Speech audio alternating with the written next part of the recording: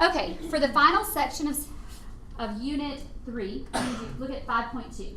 So remember that Unit 3 is going to cover 4.1, 4.2, 4.3, 4.4, 5.1, and 5.2.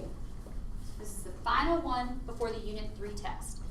This is all about verifying trigonometric identities. A lot of people have trouble with this. I like it because you know if you got the answer right. You know, and I also like it because it's like a puzzle. So I tend to teach it and think through it a little differently from other teachers. So hopefully the method I take you through will make it not so stressful for you. The first thing you have to learn if you're going to be able to verify identities is you need to make sure you know how to factor trig expressions. So let's take a look at that first.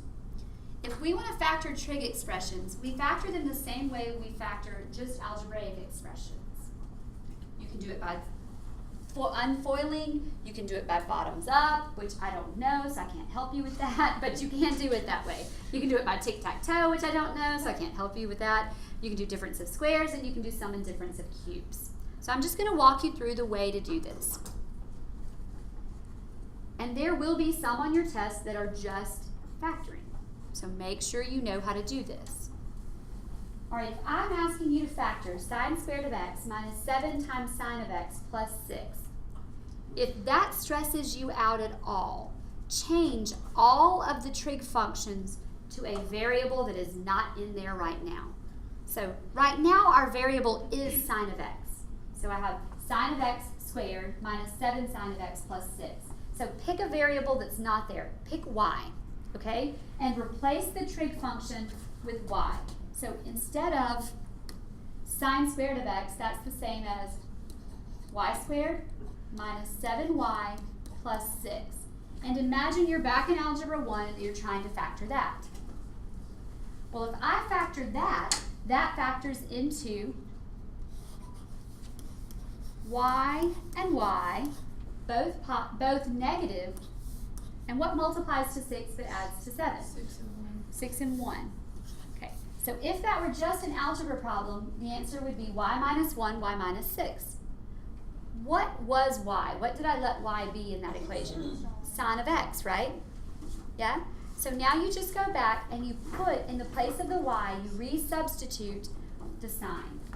So we say sine of x minus 1 times sine of x minus 6.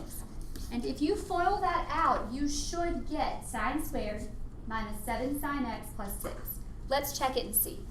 Sine times sine is, so the first one checks. Outer times outer is negative 6 sine x, and inner times inner is negative 1 sine x, and negative 6 and negative 1 add to negative 7 sine x. They work just like variables. So the middle checks out. And then last times last, negative 1 times negative 6 makes positive 6. So the last checks out. So it's really not bad if you just imagine that the trig functions aren't there. Okay? You don't have to change them to y's, and sometimes different teachers will change them to u's. You don't have to do that if you're not comfortable, if you can see it without doing that. Does anyone know how to factor cosine squared x minus sine squared x without changing it to another variable? Cosine x minus sine x squared. Whole thing. Does anybody remember? Almost. Okay, what if that were, I don't know, y squared minus z squared? If that were y squared minus z squared, we'll pretend that that's what it is. We'll pretend this is y squared, we'll pretend this is z squared. That's called the difference of two squares. How do those always factor? They do y plus z and y minus z. Do you guys remember that? If you have a square minus a square, you take the square root of both and then you put one with a plus and one with a minus. Yes?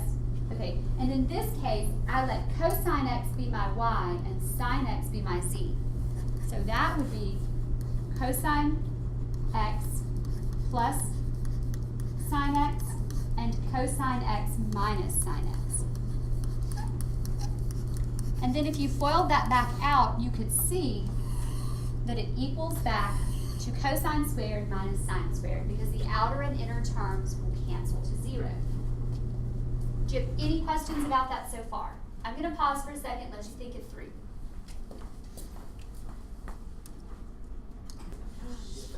Okay. So for this third one here, we have 2 times cosine squared minus 5 cosine minus 3, right? And the cosine has an x as its angle. If you're not sure, what you can do is change it to 2y squared minus 5y minus 3. And you can come off to the side and you can factor that. Well, that would factor into, let's see, 2y squared would factor to 2y and 1y.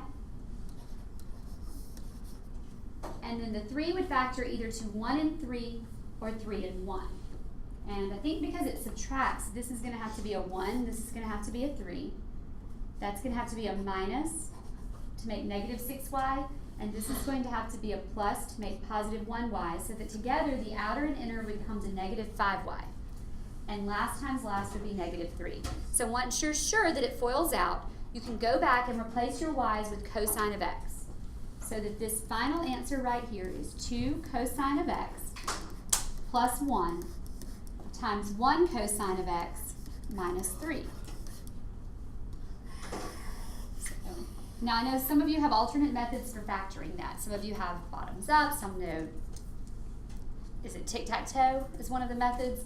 I do trial and error, just what I did here. I split the 2y squared, I split the 1 and the 3, I play with the signs until I make sure they're in the right spots.